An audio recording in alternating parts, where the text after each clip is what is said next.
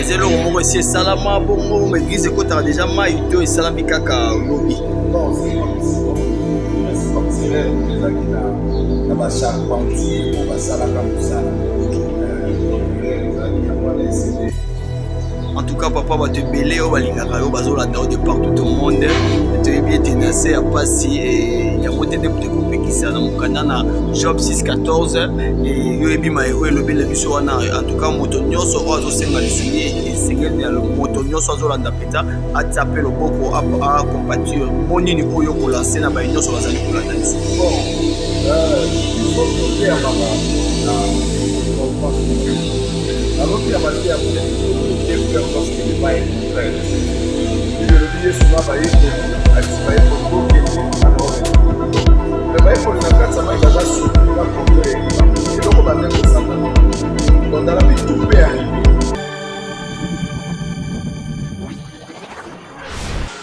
Botina biso balandi bandeko balandi ya chaîne monene EHP Media, la chaîne qui nous édifie. En tout cas, ça vous édifie pas seulement, mais ça commence tout d'abord par nous édifier. Alors merci beaucoup Boye Malamu na émission na biso mokolelo agenda de la semaine. Émission agenda de la semaine to ebiete yango ezalaka wana pona komemela biso maenini oyo ezali koleka na mboka, maenini oyo ezali na kati ya actualité, maenini oyo tokoki kolobela, tomekaka kodiscuter, topesaka ba conseil ya vie, tomekaka kolobela mpe nyonso tosimbaka mai nyonso ezali koleka. Kasi lelo na compte ya agenda de la semaine ngai wa bino le frère Nathan Mwamba na memeli biso nini bamindele balobi après la pluie vient le bon temps. Et c'est réellement après la pluie vient le bon temps. On va découvrir que c'est là biso na bino awana kati ya agenda de la semaine. Vous les noka ki bongo mokolo ya lobby ezali jeudi et tomeke kotambola na kati ya ville province ya Kinshasa to mona maye oyo mvula esali. Est-ce que mbula pona biso ezali lipamboli tolanda totambolaki kaka na balabala te bongo na bongo tomekaki kokoma kino na église na moko ya ba église tokomaki bongo na église ya l'homme de Dieu le prophète Mirambaya oyo tobosani ete awa na kati ya chaîne na biso ya EHP Media elongo na bokasi ya équipe technique Mobimba, Charlie Kanga, Dede Miongo, Aigle de Kawele et Brice Belema di garçon sympa tozala kiwana tomeke kozwa ba image mai oyo mvula esali na kati ya etonga na Nzambe oyo kambami na prophète Mirambaya. En tout cas, va commenter ozala mingi te na pesi kaka merci na bino ba ebozu penza libako ya kolanda biso bino ba ebozo continuer ko pesa biso confiance bino ba ebozo continuer ko conseiller biso bino ba ebozo continuer ko commenter bino ba ebozo continuer ko critiquer biso, pourquoi pas, nous vous aimons tellement car sans vous biso tozate Zamba lola amona bino apambola bino bino ba ebozali ko contribuer na œuvre ya Nzambe. Ça c'est une œuvre de Dieu. Il y a solo to yaka awate pona komi sa star, mais nous venons ici pour une star qui est Jésus. Alors, le oyo na cadre toujours il y a kobongisa na cadre toujours il y a kopesa bino basango parce que nous aussi nous sommes là pour vous informer. Na cadre ya basango yango to memele bino to bomona bino ba ebotika Kinshasa mwakala.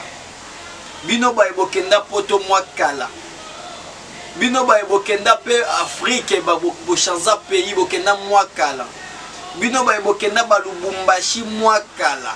Botika Kinshasa mwakala. Tokomeka kotambusa caméra ya EHP Media et tomeka komona ndenge nini Kinshasa ekoma. Merci beaucoup. Ah oui, chers internautes, Mbote Nabiso, shalom, shalom de partout au Bozola Nabiso. Je vous signale que Zalinga Wabino Nathan Mwamba et Awa sur place, Tozali Bongo na église ya l'homme de Dieu, le prophète Mirambaya. Et Awa Toyo Kuta Makam o catastrophe naturelle et où tu sala na église. Gloire à Dieu, Moutou a koufité. Alors Toromeka Rotuna Penza, Nini Komaki. Alors l'homme de Dieu Wana Penza, Yewana déjà. Shalom papa. Ah, shalom, papa Nathan. Bon yo, papa. Yes, sois dans la bonne mot. Ah, toye awa tomoni catastrophe oyo esalami awa tomoni mai nyonso euti koleka alors ezalaki ndenge nini pe ekomi ndenge nini donc tozalaki surpris na mbula ya lobi na soir vers 20h lobi jeudi na 20h mbula ebeti mbe elongoli biloko nyonso donc voilà donc chance naza mpe na retraite à mon église le 11e jour donc ce peut-être nazalaki te linga ozala plus grave parce que tozalaki oblige elongola biloko malgré biloko mosu ekoti mai me nzambe asuli biloko mingi elongwe apart etikali oyo vraiment tomoni malgré nyonso oyo ekomi mais perte ya moto ezali te te moto akufi te batole ntango elongwaki ye mpe bavoisin ekreye mpe eloko moko te donc nzambe vraiment bateli tellement mbula ezalaki makasi bato bakota na bandako epuis bakata courant ka ndenge ezalaka tokatane partout na bando obanga mais nzambe asali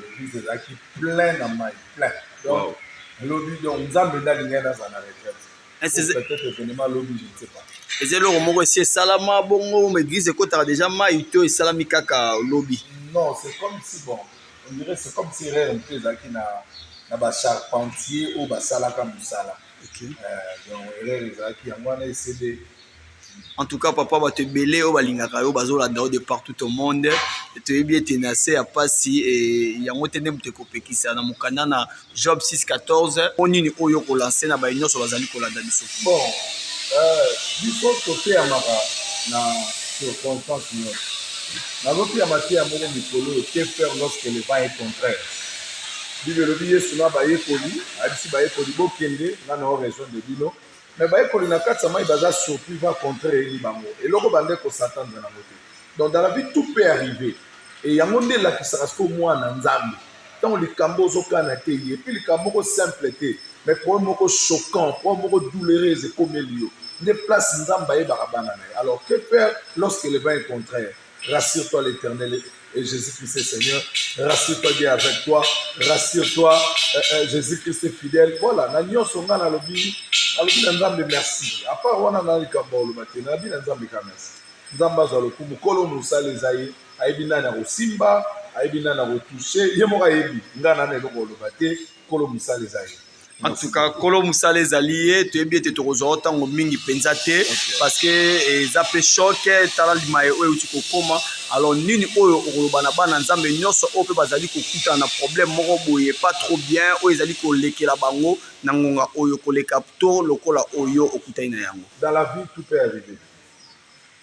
Ezaloa pasteur, docteur, président, député, ministre. Dans la vie tout peut arriver. Au prier ou païen. Tout peut arriver. Mais na nyonso oyo kokoma na vie eloko moto epabungisa te likaka na nzambe mpe koyekola okunza tout peut arriver mais tutinga na kati ya retraite en pleine retraite mais le 11e jour ya retraite dans la vie tout peut arriver mais nakumisi na nga nzambe ayebaka avant likambo ekoma aza repa nzambe ezaka te ndeko ekomeli yo peut-être yanga kuta ya moke peut-être ayeza plus pire mais kobungisa elika te nzambe nde aza maître ya solution makambo nyonso. Voilà un peu, Papa Nathan. Merci beaucoup, Papa.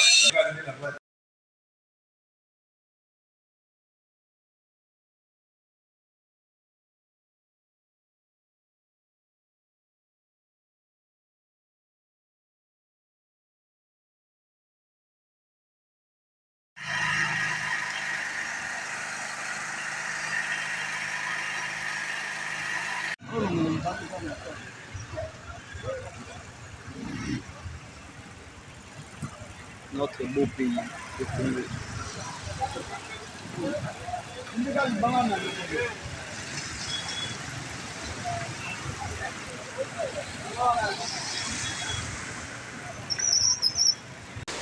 Et nous voici de retour sur ce plateau. Je pense que nous venons de suivre que ce que la pluie a fait dans notre ville, province de Kinshasa, et précisément Kagrave, dans l'église et à l'homme de Dieu, le prophète Mira Mbaya. Yo ozo numéro ya prophète Mira Bengaya tapo na encouragement. Et ça la pasi et le roi kitoko bongo seli nzambe pe catastrophe na tirele ye panzi. Bana nzambe bozali kolanda biso de partout au monde et pourquoi pas contribuer dans l'œuvre de Dieu. Voilà combien l'homme de Dieu est abattu. Voilà combien l'homme de Dieu se sent fragile. Voilà combien l'église de Dieu boyebi la situation tozali ko passer. Ya solo atako $1 na yo et que ça l'important. Atako $2 na yo et que contribuer ceux qui contribuent na musala ya Nzambe na nzimite ke Nzambe akobosa na yo. En tout cas, appelons l'homme de Dieu, son numéro est affiché là, juste là au bas de l'écran. Appelez-lui, yo oppose à l'autre côté, attaque on a le sambo na yo, attaque on a encouragement na yo, et que ça le bienvenu. Nzambe alola apambola bino, Nzambe alola apambola moko na moko, et tokutani bongo mikolo oyo ezali koya, soki Yesu azongi te. La chaîne qui vous édifie.